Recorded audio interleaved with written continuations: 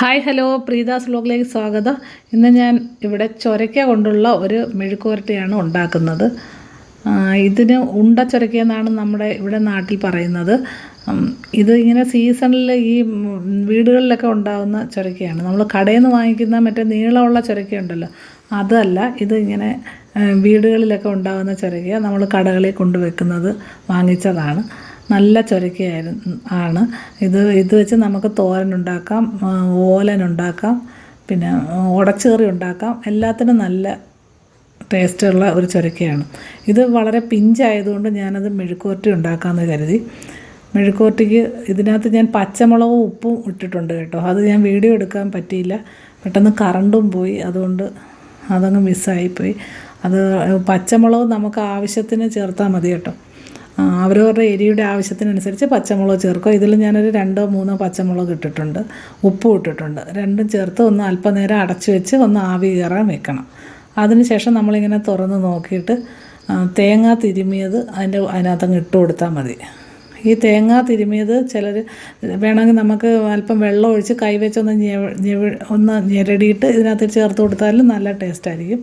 പക്ഷേ ഇതിനകത്ത് വെള്ളം ഉള്ളതുകൊണ്ട്, ഈ ചൊരയ്ക്കയിൽ നിന്ന് നന്നായിട്ട് വെള്ളം ഊറി ഇറങ്ങുന്നത് കൊണ്ട് ഞാൻ അങ്ങനെ വെള്ളം ചേർത്തില്ല, തേങ്ങ ഇട്ട് കൊടുത്തതേ ഉള്ളൂ. ഇനി ചെറുതായിട്ട് ഇതൊന്ന് ഇങ്ങനെ ഒതുക്കി വെച്ചിട്ട് അന്നേരത്തിന് ആ ചൊരയ്ക്കയിൽ നിന്ന് ഇറങ്ങിയ വെള്ളവും ആ തേങ്ങാപ്പീര എല്ലാം കൂടെ ചേർന്ന് അതിനകത്ത് പിടിച്ചോളൂ. അതുകൊണ്ട് ഇനി ഒന്ന് ഇങ്ങനെ ഒതുക്കി നമുക്കൊന്ന് അടച്ച് വെച്ച് തീ ഒന്ന് സിമ്മിലിട്ട് ഒന്ന് വേവിക്കണം. തീ കൂട്ടിയൊന്നും ഇടല്ല, അതിനധികം വേവൊന്നും അല്ലാത്തതുകൊണ്ട് പെട്ടെന്നങ്ങ് ഇതാവും. അതുകൊണ്ട് ഒന്ന് ചെറുതായിട്ടൊന്ന് സിമ്മിലിട്ടൊന്ന് ഒന്ന് ആവി കയറ്റിയാൽ മാത്രം മതി. എളുപ്പം വെക്കാൻ പറ്റുന്ന ഒരു കറിയാണ്, നല്ല ടേസ്റ്റാണ്. ഇതുപോലത്തെ ചൊരയ്ക്കയൊക്കെ ഈ സീസണിൽ വാങ്ങിക്കാൻ കിട്ടും. നിങ്ങൾ എല്ലാവരും വാങ്ങി ഒന്ന് ഇതുപോലെ മെഴുക്കുവരട്ടിയോ തോരനോ ഒക്കെ ഉണ്ടാക്കി നോക്കണം ഒരു പ്രാവശ്യമെങ്കിലും. എല്ലാവർക്കും ഇഷ്ടപ്പെടുന്ന ഒരു നല്ല കറിയാണ് കേട്ടോ. അപ്പോൾ ഇത് ആവി കയറിയിട്ടുണ്ട്. ഇനി നമുക്ക് ഇതിനകത്ത് ഇച്ചിരി പച്ച വെളിച്ചെണ്ണ ഒഴിക്കുന്ന ഒരു ഇത് മാത്രമേ ഉള്ളൂ.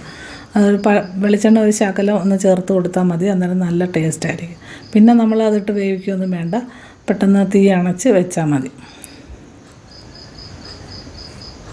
എല്ലാവർക്കും ഇഷ്ടപ്പെടുന്ന വളരെ നല്ലൊരു കറിയാണ്. ഞങ്ങളിന്ന് ഉച്ചക്കലത്തേക്ക് ഈ ചൊരയ്ക്ക മെഴുക്കുവരട്ടി ഉണ്ടാക്കിയതാണ്. നല്ല നാടൻ ചൊരയ്ക്ക വെച്ചാകുമ്പോൾ നല്ല ടേസ്റ്റായിരിക്കും. ഇതേപോലത്തെയൊക്കെ ചൊരയ്ക്ക നമുക്ക് ഈ സമയത്ത് കിട്ടും വാങ്ങിക്കാൻ, കടകളിലൊക്കെ നോക്കിയാൽ മതി.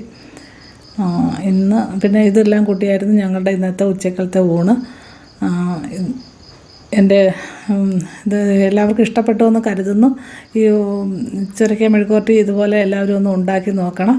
ഇനി മറ്റൊരു വീഡിയോയുമായി നമുക്ക് വീണ്ടും കാണാം. തൽക്കാലം നിർത്തുന്നു. ബൈ.